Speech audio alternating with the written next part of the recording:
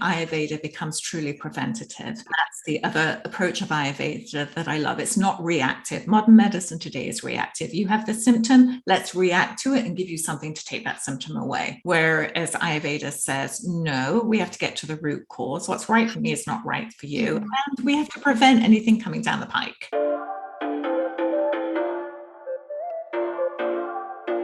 In this inaugural episode of the Eat, Live, Feel Better podcast, I sat down with Kerry Harling, a pioneering Ayurveda practitioner who uses genetic testing in her clinical practice. I can tell you that this is very unique. Genetic testing is modern science, and Ayurveda is an ancient science after all. But Kerry says the two are actually one in the same. Kerry completed her education in neuroscience after the age of 40. Then went on to become a thought leader in integrative medicine, bridging Eastern and Western medicine in her practice, and most recently launching a groundbreaking personalized skincare system. What I particularly love about Kerry is her tenacity and can-do attitude, particularly how she recovered from an abusive marriage and debilitating illness, ultimately through Ayurveda. From the moment I met her, it was clear to me that she's not a person who's going to settle for the status quo,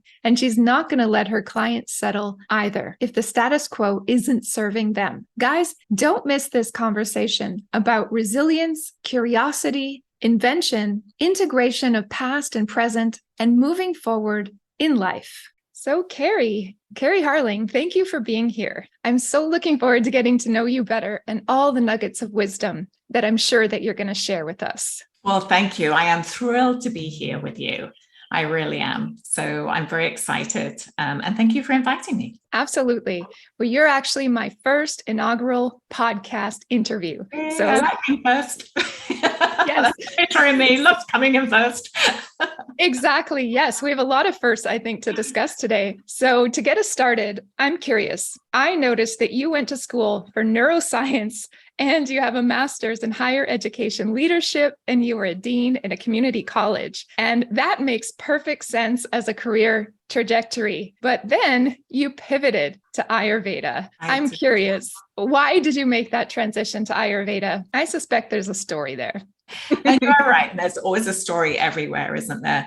That was my career path. And yes, I was a dean of institutional effectiveness, which meant it was my job to make sure that we did what we said we were going to do. Loved doing it, reported to the president, had over 150 different people reporting to me. It was a high stress job. It really was. And then one day I walked in and the unbelievable happened. I got fired. And I was devastated, Andrea. I thought my world had come to an end. So I did what we all do. I brushed off my resume and sent it out there for the exact same job that I had just left. And I got invited to interview. And then all of a sudden, something, and I don't know what it was, just pulled me up sharp and sort of said, hang on a minute. Do you want to do this, Kerry? The same old thing. And I looked around at all my colleagues who were in sort of the same level as me. And I thought, I don't know, they're living that same life. I did a double take and I actually turned down the job, which was a big shock for me and for everybody. I mean, my husband's like, you have no other fallback here. What are we doing? And I took some time, Andrea, just to reflect. Did I want to do this? And I was fortunate I could take the time to do that. But in that time, a flyer came through from Kripalu Institute advertising their Ayurveda program. And I took one look at it and I thought, this is it. This is what I want to do. So I called them up and said, I want to come to your next program. And they said, well, here's the sticker price. And I said, oh, I can't afford that. I just got fired. There's no severance package here.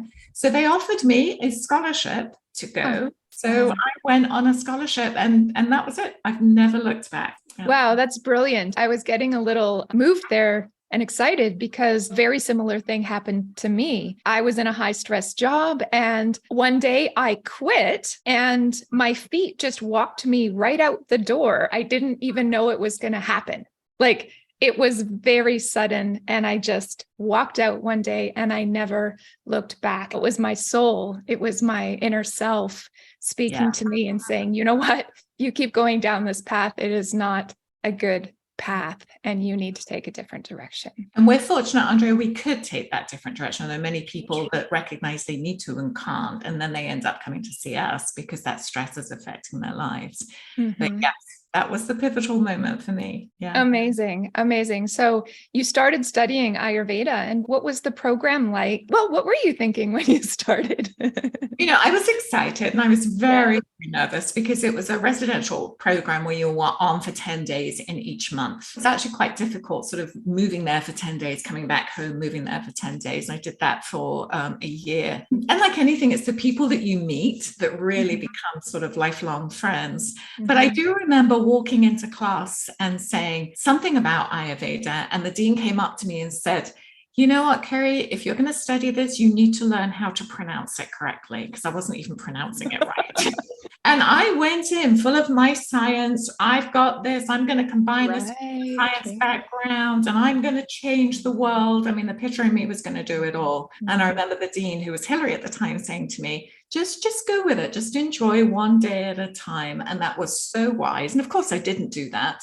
But in retrospect, yes, it taught me a lot about where you think you should go and where you actually end up are two very, very different things.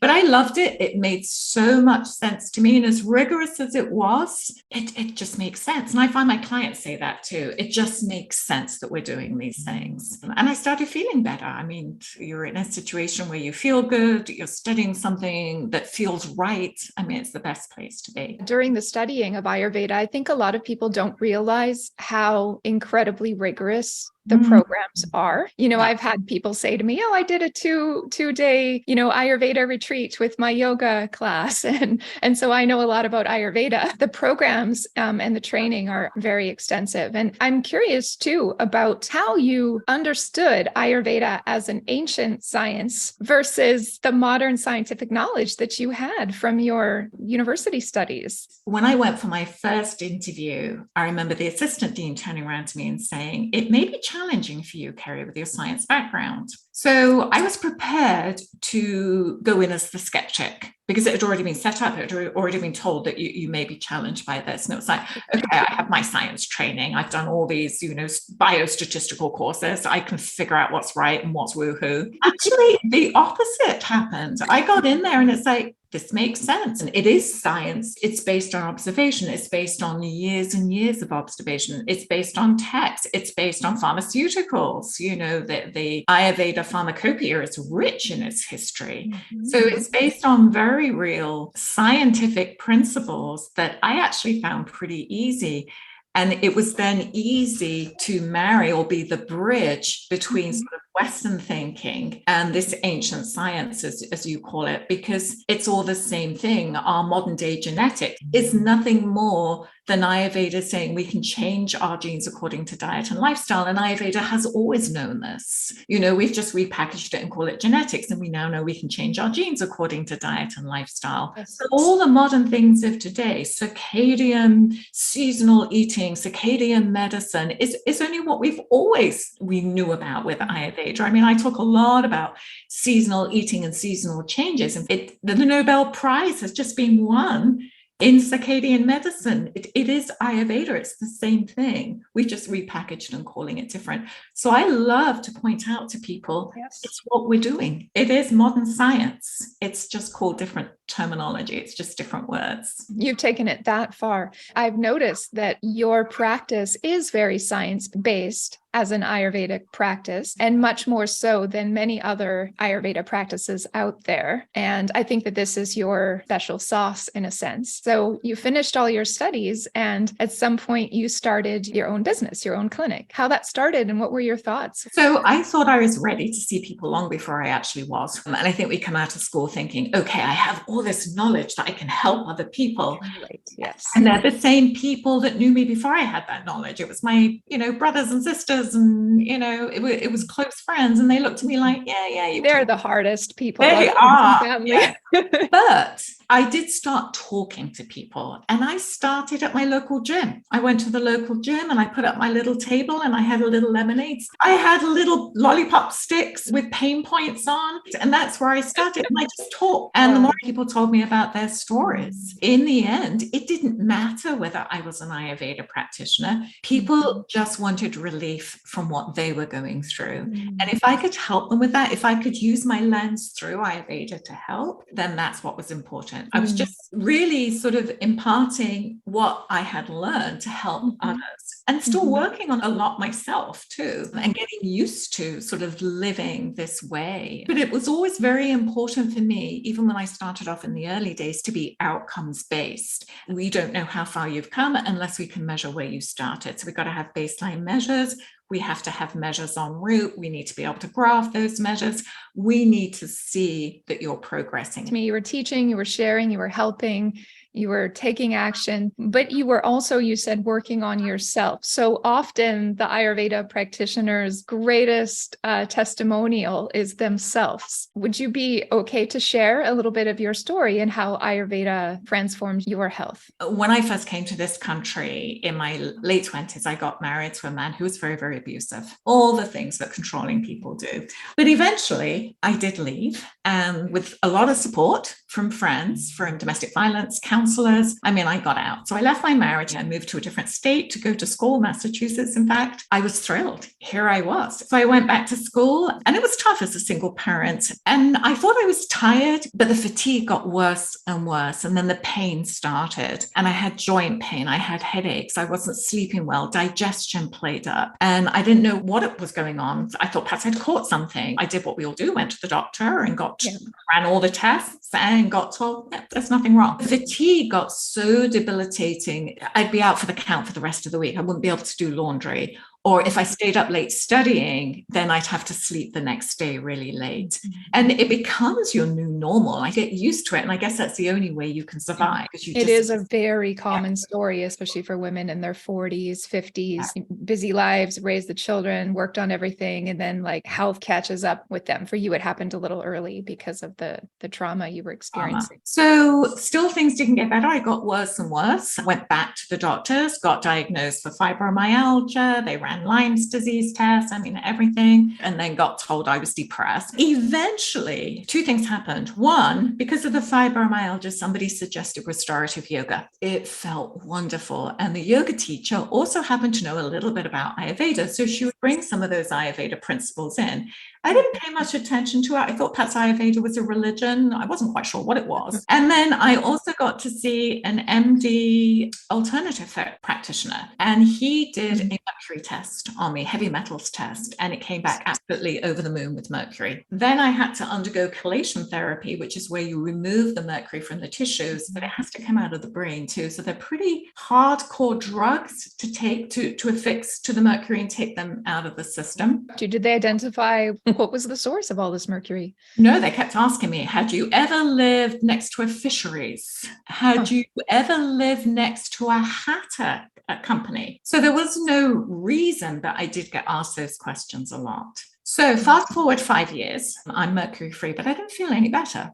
I still felt tired. I still had some brain fog. I still had digestive problems. So it was recommended to me, because I was still doing the yoga, that I actually go see an Ayurveda practitioner. So I did. And she said to me, well, you're totally depleted. The very chemicals that they use to take the mercury out of your system has taken everything out. You have very little ojas, which as we know in Ayurveda, it's your sense of vitality, your immunity. We need to rebuild. We need to do a lot of rasyana, which means rebuilding and restoring and rejuvenating the body. But the first thing she did was an Ayurveda cleanse. And I wasn't sure about that. I embarked upon this because anything was better than I was feeling. I was pretty desperate.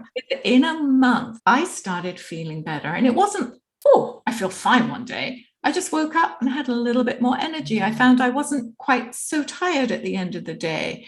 My skin looked a little better. I didn't look so old and tired. But most importantly, I started thinking clearer. So, when you start feeling better, you carry on doing whatever somebody's telling you to do.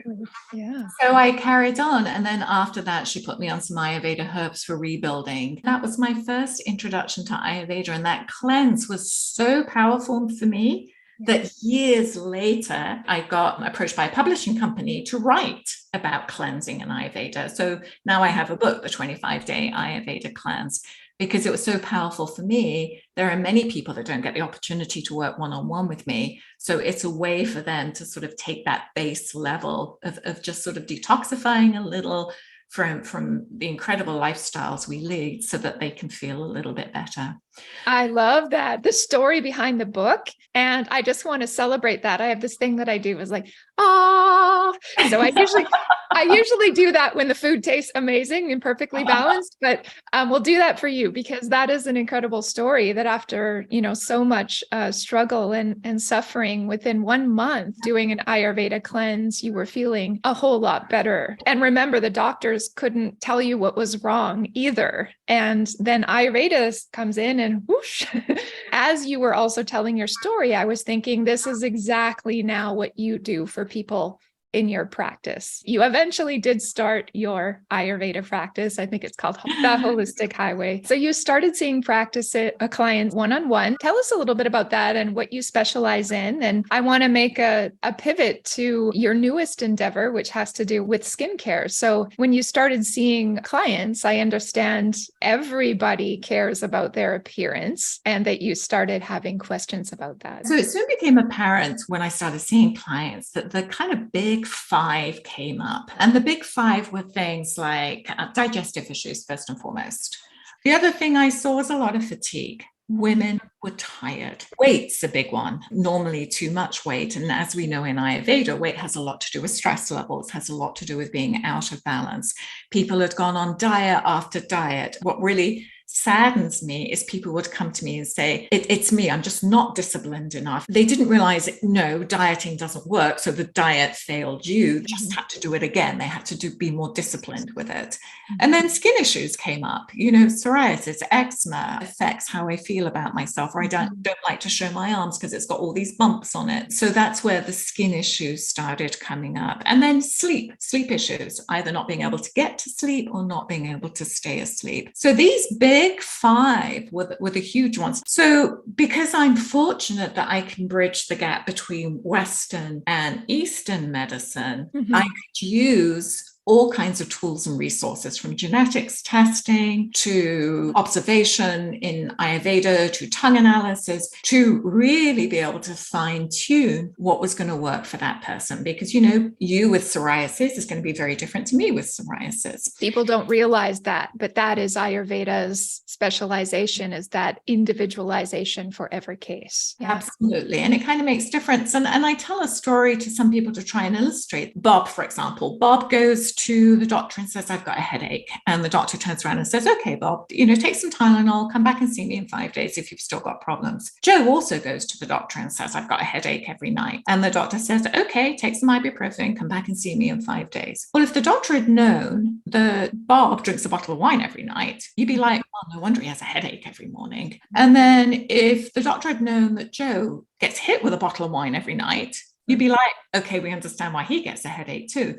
But the physician, not understanding the underlying root cause, which is what we look at, that imbalance in Ayurveda, not understanding that, it's going to treat them the same way. And that's what my clients come to. Yes, I'm on anti-inflammatories, I'm on steroids, I'm on high blood pressure, but nobody says, but what's creating the high blood pressure? What's creating that inflammation? Because that's what we need to look at. We can just blindly medicate symptoms. Absolutely, that is the medical model. But whilst you're on some of those very important drugs, I'm not anti-drugs. Uncontrolled blood pressure is dangerous. Uncontrolled depression is dangerous.